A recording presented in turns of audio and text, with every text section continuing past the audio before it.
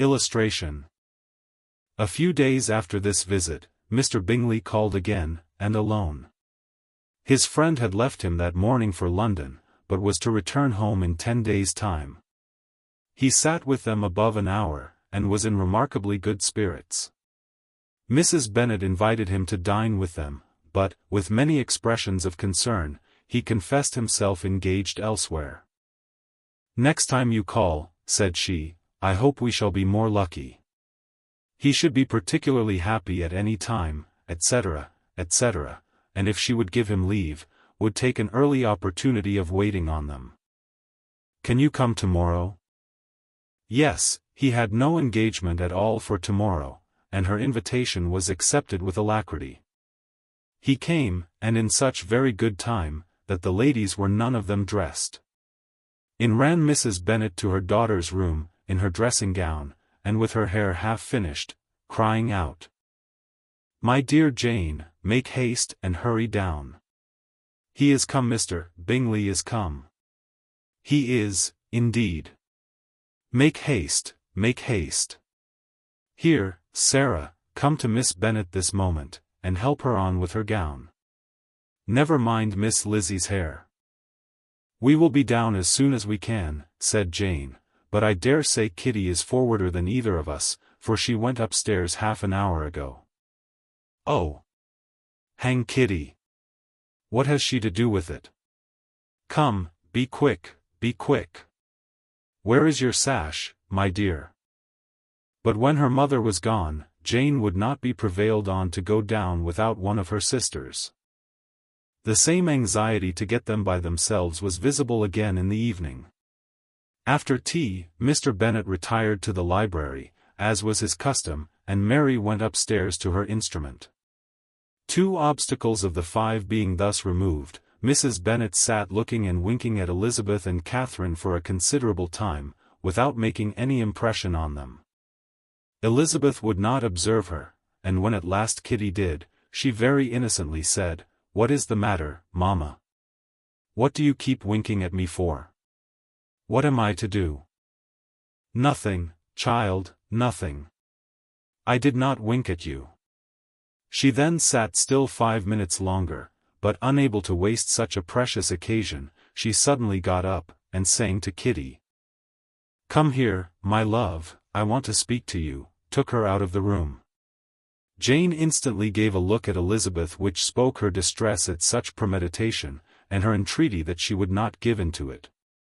In a few minutes, Mrs. Bennet half opened the door and called out, "Lizzie, my dear, I want to speak with you." Elizabeth was forced to go. "We may as well leave them by themselves, you know," said her mother as soon as she was in the hall. "Kitty and I are going upstairs to sit in my dressing-room." Elizabeth made no attempt to reason with her mother, but remained quietly in the hall till she and Kitty were out of sight, then returned into the drawing-room. Mrs. Bennet's schemes for this day were ineffectual. Bingley was everything that was charming, except the professed lover of her daughter. His ease and cheerfulness rendered him a most agreeable addition to their evening party, and he bore with the ill-judged officiousness of the mother, and heard all her silly remarks with a forbearance and command of countenance particularly grateful to the daughter. He scarcely needed an invitation to stay supper, and before he went away an engagement was formed, chiefly through his own and Mrs. Bennet's means, for his coming next morning to shoot with her husband. After this day, Jane said no more of her indifference. Not a word passed between the sisters concerning Bingley, but Elizabeth went to bed in the happy belief that all must speedily be concluded, unless Mr. Darcy returned within the stated time. Seriously, however, she felt tolerably persuaded that all this must have taken place with that gentleman's concurrence. Bingley was punctual to his appointment, and he and Mr. Bennet spent the morning together, as had been agreed on. The latter was much more agreeable than his companion expected. There was nothing of presumption or folly in Bingley that could provoke his ridicule, or disgust him into silence, and he was more communicative, and less eccentric, than the other had ever seen him. Bingley of course returned with him to dinner, and in the evening Mrs. Bennet's invention was again at work to get everybody away from him and her daughter.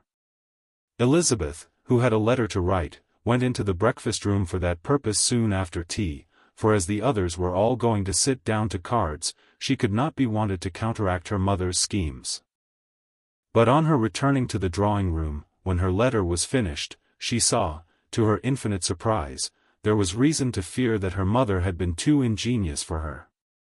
On opening the door, she perceived her sister and Bingley standing together over the hearth, as if engaged in earnest conversation, and had this led to no suspicion, the faces of both, as they hastily turned round and moved away from each other, would have told it all. Their situation was awkward enough, but hers she thought was still worse. Not a syllable was uttered by either, and Elizabeth was on the point of going away again, when Bingley, who as well as the other had sat down, suddenly rose, and, whispering a few words to her sister, ran out of the room. Jane could have no reserves from Elizabeth, where confidence would give pleasure, and, instantly embracing her, acknowledged, with the liveliest emotion, that she was the happiest creature in the world. "'Tis too much," she added, "by far too much. I do not deserve it. Oh, why is not everybody as happy?" Elizabeth's congratulations were given with a sincerity, a warmth, a delight, which words could but poorly express. Every sentence of kindness was a fresh source of happiness to Jane. But she would not allow herself to stay with her sister, or say half that remained to be said, for the present. "I must go instantly to my mother," she cried. "I would not on any account trifle with her affectionate solicitude, or allow her to hear it from anyone but myself. He is gone to my father already. Oh, Lizzie, to know that what I have to relate will give such pleasure to all my dear family. How shall I bear so much happiness?" She then hastened away to her mother, who had purposely broken up the card party, and was sitting upstairs with Kitty.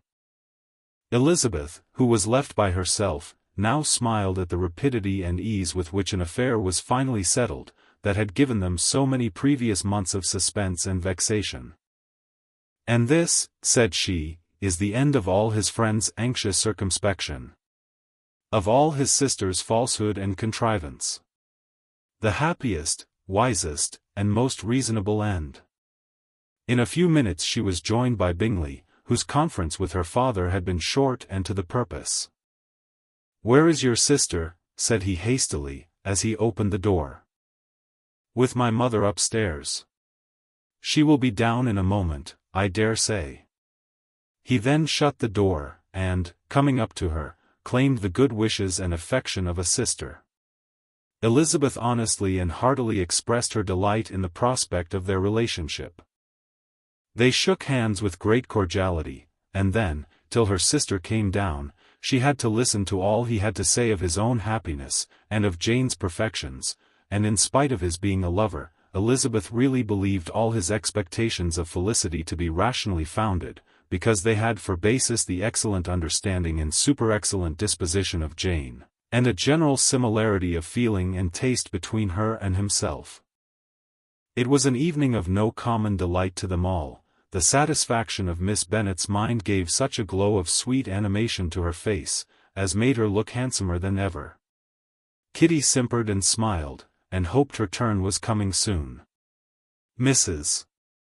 Bennet could not give her consent, or speak her approbation in terms warm enough to satisfy her feelings, though she talked to Bingley of nothing else, for half an hour, and when Mr. Bennet joined them at supper, his voice and manner plainly showed how really happy he was. Not a word, however, passed his lips in allusion to it, till their visitor took his leave for the night, but as soon as he was gone, he turned to his daughter and said, "Jane, I congratulate you. You will be a very happy woman." Jane went to him instantly, kissed him, and thanked him for his goodness. "You are a good girl," he replied, "and I have great pleasure in thinking you will be so happily settled. I have not a doubt of your doing very well together. Your tempers are by no means unlike. You are each of you so complying, that nothing will ever be resolved on, so easy, that every servant will cheat you, and so generous, that you will always exceed your income. I hope not so. Imprudence or thoughtlessness in money matters would be unpardonable in me. Exceed their income. My dear Mr. Bennet, cried his wife, what are you talking of? Why, he has 4,000 or 5,000 a year, and very likely more. Then addressing her daughter, oh, my dear, dear Jane, I am so happy. I am sure I shan't get a wink of sleep all night.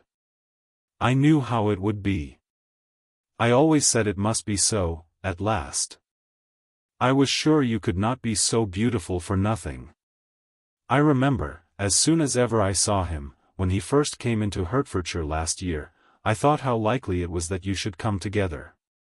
Oh, he is the handsomest young man that ever was seen. Wickham, Lydia, were all forgotten. Jane was beyond competition her favourite child.